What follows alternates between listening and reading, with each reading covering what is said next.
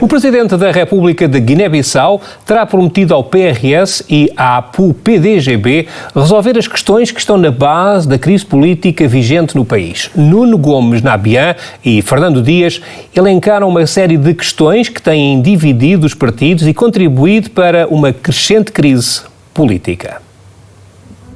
Após intensas trocas de acusações envolvendo o Presidente da República, o ex-primeiro-ministro Nuno Gomes Nabian e os dirigentes do PRS, nomeadamente Fernando Dias e Mário Fambé, o chefe de Estado reuniu as partes envolvidas para resolver a crispação.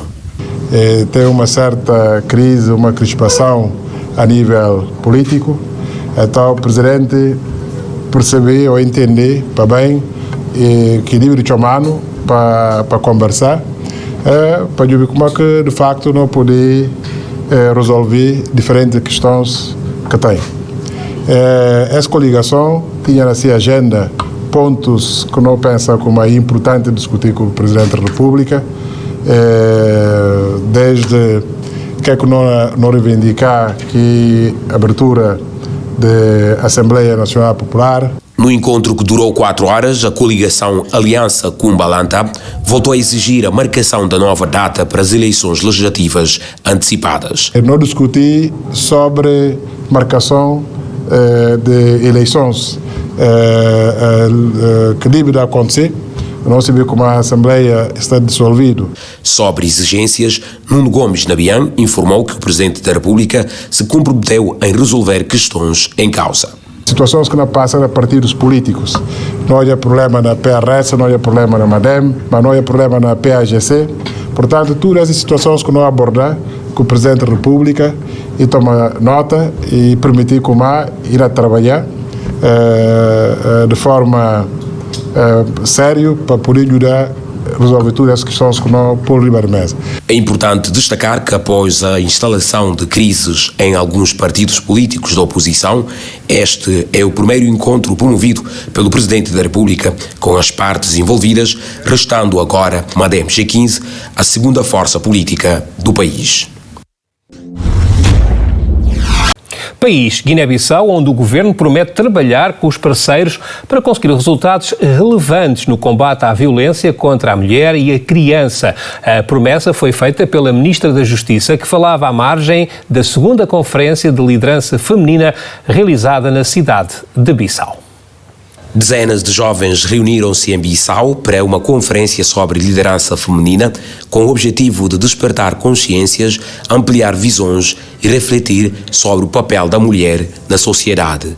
Desta vez tivemos praticamente 300 inscritos para esta conferência, inclusive tivemos algum constrangimento de espaço, o que é um sinal positivo. Quer dizer que as jovens estão cada vez mais empenhadas e mais dedicadas nestas causas e querem fazer parte da mudança. Durante o evento, a Ministra da Justiça e dos Direitos Humanos reconheceu o aumento dos casos de violência contra mulheres e crianças, prometendo trabalhar na redução desse flagelo. Uma praga mundial e é uma praga também que tem vindo ao longo dos séculos.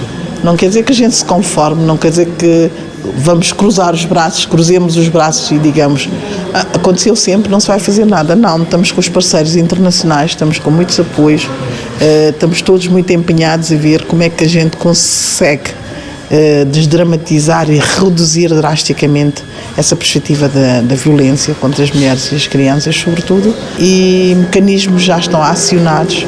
A empreendedora social Ana Ju, cofundadora do projeto Mulher e Futuro, ressaltou a importância de um esforço conjunto entre homens e mulheres para alcançar o desenvolvimento almejado. Às vezes as pessoas pensam Mulher e Futuro é só para mulheres. Não, é para toda a sociedade, porque nós não podemos alcançar a igualdade de género se não tivermos a colaboração dos homens. Nós temos que estar de mãos dadas para podermos chegar mais longe.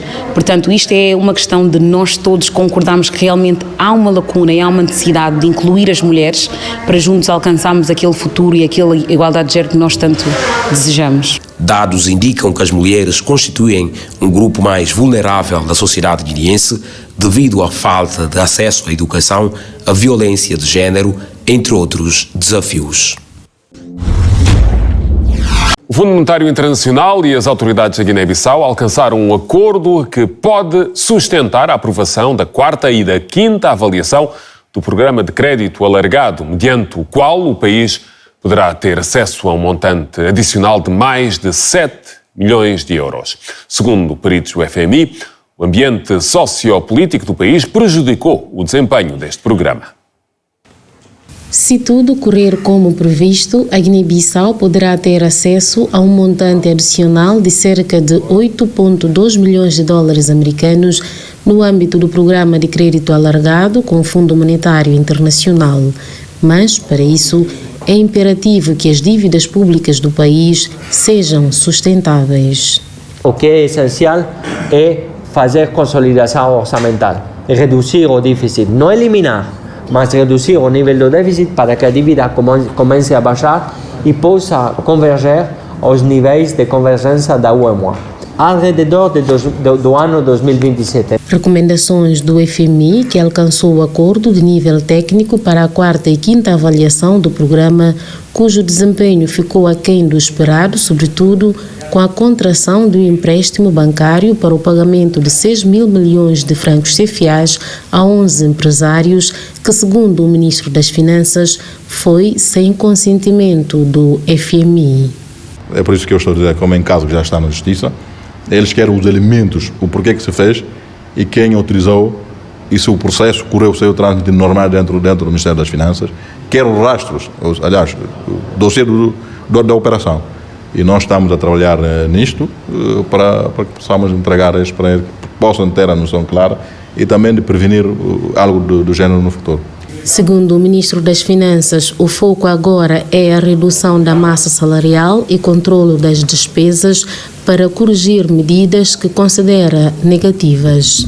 E isso podia pôr em causa a nossa continuidade com o programa com o fundo, mas nós assumimos o nosso compromisso de que tudo vamos fazer para que estas situações possam ser corrigidas, sobretudo no que toca com a massa salarial, as despesas, o controle na despesa e da própria arrecadação da receita. Segundo o FMI, a estabilidade política será crucial para sustentar reformas administrativas e é essencial o apoio contínuo por parte dos parceiros internacionais. O presidente da Guiné-Bissau chamou os régulos de todas as regiões do país para um encontro. Umaro Sissoko Embaló aproveitou a ocasião para apelar ao respeito e à tolerância religiosa no país. Os régulos apresentaram ao chefe de Estado os vários problemas que assolam as suas povoações. Ainda não há uma data para a realização das eleições, nem se sabe que eleições serão realizadas, mas o Presidente da República está avançado em contactos com o poder tradicional. Umaro Sissoko Embaló incentivou a criação da Associação dos Régulos para melhor se organizarem e receberem apoios, como também realçou o papel dos mesmos na resolução de conflitos nas comunidades. O papel de régulo é quê? E junta gente. E tem questões que a polícia cá pode intervir. Ou a gente tem um problema, ela fala, bom, não vai queixar na causa da regra. Ou tem que ter gente, boa população própria. A pouco tem que pedir água para eles, pedir escola para eles, pedir tudo para eles. Hora que tem, hora de voto. Ela fala, não, pera, orientação. Que regra fala, não pega atrás, lá que ela vai. Falando sempre em eleições, pediu respeito pela liberdade religiosa. Nenhuma religião que tem direito de queimar a crença de alguém. Mas que manda, mas se é meio muçulmano, de alguém está fiando a pó, para dar o jurar daqui pó, e fiando. Porque daqui pó tem que ir na Darmanela. E na Darmanela, mas não chama o nome de Deus. Dos régulos, Umaro Sissoko Embaló ouviu preocupações com o preço da castanha de caju, das condições das escolas, da falta de corrente elétrica, entre outros. Para a gente comprar, para cair mais do que 300. Não me se pode subir mais para cair. E tem alguns tabancas que tem na escola. Escola, Itaoja, e Cumpudo, Baraca e Catenecau de Cinta. Perca na Bubag, aquilo aqui está ajudando. A agricultura não precisa dele. Está no rio de Itapa. Em resposta, Umaru Sissoko Embalo recomendou a diversificação da agricultura, falou da finalização do projeto de amarração de cabos elétricos da barragem de Caletá para a iluminação pública, a vinda dos técnicos para a montagem de equipamentos de hemodiálise oferecidos por Rei de Marrocos. Para estar longe do fim, a polémica levantada com os incêndios a Balobas, na Guiné-Bissau. Primeiro foi a retaliação por se ter ateado fogo aos locais sagrados com o ataque a uma igreja evangélica. Agora, os guardiões das Balobas pedem ao governo que tome medidas para prevenir futuras ocorrências. 3 recentes ataques a balobas, templos animistas e uma igreja por desconhecidos em Bissau têm provocado reações contínuas. Os responsáveis das balobas instaram o governo a posicionar-se para evitar futuras consequências. Nem quer dividir gerações, nem dividir raças. A nossa posição não é dividir pessoas, nem raças, etnias e nem tampouco as religiões. Não é isso que nos trouxe aqui. Os que fazem isso são os políticos. Nós não temos a intenção de dividir ninguém. O que queremos saber é como é que o Estado nos vê, porque se há um problema em casa e o pai não se pronuncia, é porque existe o mais querido a ser protegido. O radicalismo e o extremismo religioso são apontados como causas desse novo fenómeno. Manga de só comer farta, ou é que é farta? Muitos aparecem e, a seu bel prazer, criam as suas religiões. Não devemos enganar uns aos outros. Fomos até o ponto de permitir que as suas igrejas e mesquitas fossem construídas juntos das nossas balobas. Se tivéssemos ódio deles, isso iria acontecer? Não. Não temos ódio de guintes. Isso não aconteceu. E não aconteceu.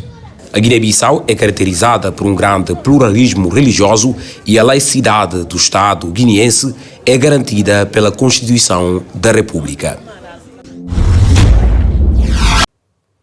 Na Guiné-Bissau, alguns militantes contestatários da liderança do Partido da Renovação Social exigem a demissão do atual presidente e a convocação de um novo congresso antes das eleições legislativas no país. O grupo pondera ainda avançar com um abaixo-assinado nos próximos dias, caso as suas exigências não sejam atendidas.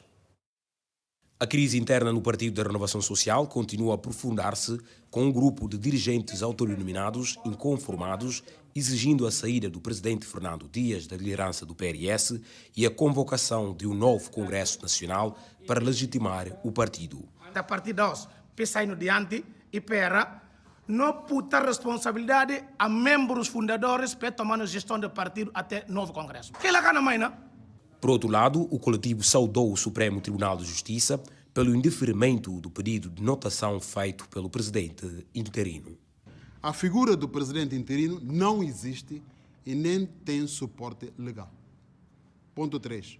Com a morte do ex-presidente Alberto Mbunho Nambeia, terminam os seus poderes e, consequentemente, caduca toda a sua estrutura, incluindo os seus vices e secretários-gerais.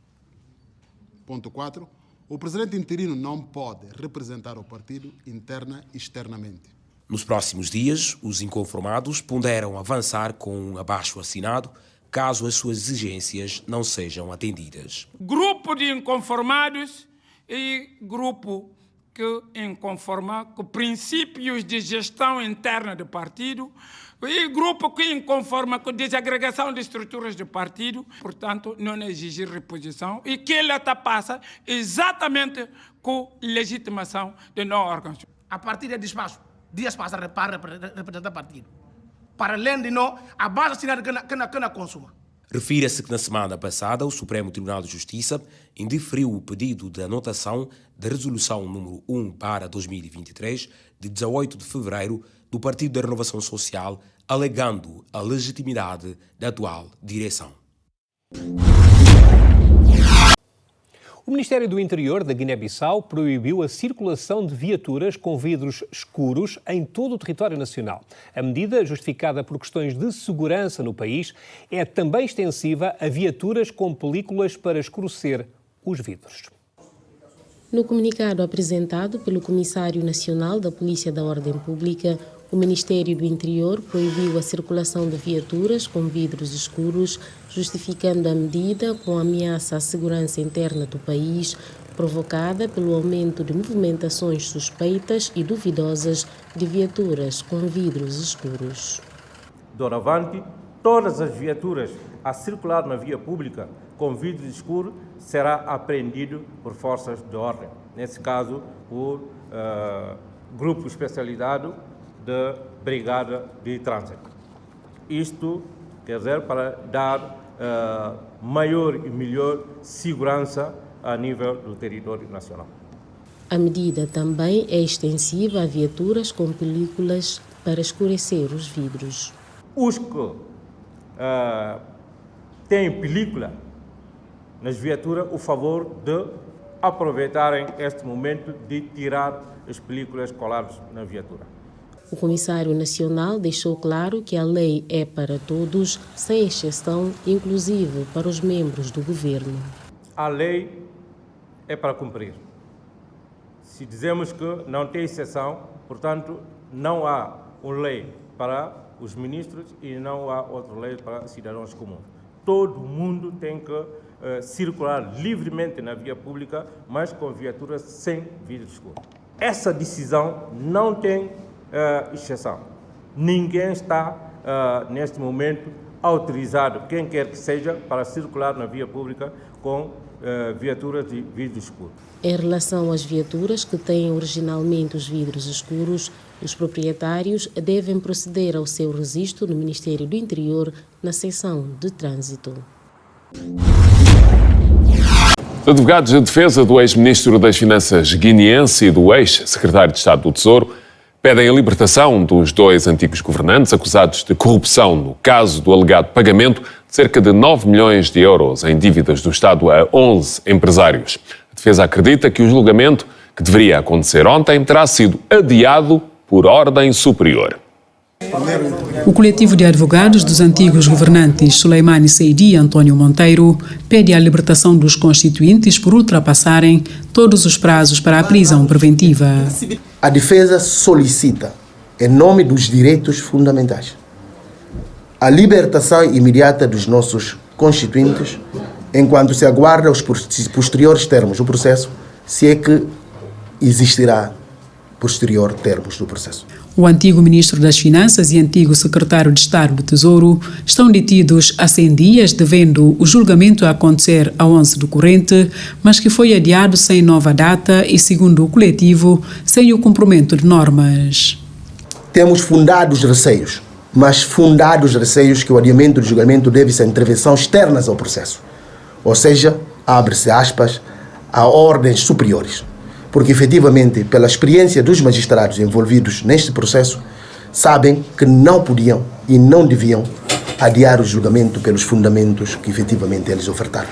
A defesa receia que o caso venha a ter um cenário igual ao dos supostos envolvidos no caso 1 de fevereiro. Efetivamente, é o que nós queremos aqui chamar a atenção, que, efetivamente, deve-se permitir que o tribunal faça o seu trabalho em liberdade e que os magistrados possam trabalhar obedecendo apenas a lei e as respectivas consciências. O grupo diz que vai continuar a exigir a libertação dos ex-governantes e pondera uma ação internacional. Para chamar a atenção sobre a situação de violação das leis e dos direitos fundamentais na Guiné-Bissau. Suleimani Seidi e António Monteiro, detidos em novembro, no caso 6 bilhões de francos CFA, cerca de 10 milhões de euros, são acusados por o Ministério Público, entre outros, por abuso de poder, violação de normas de execução orçamental, peculato e fraude fiscal. Um processo que o coletivo diz padecer de vícios por ter sido investigado por um gabinete fora do organigrama do Ministério. Chegamos ao final do Repórter África. É o ponto final neste Repórter África. Fique bem.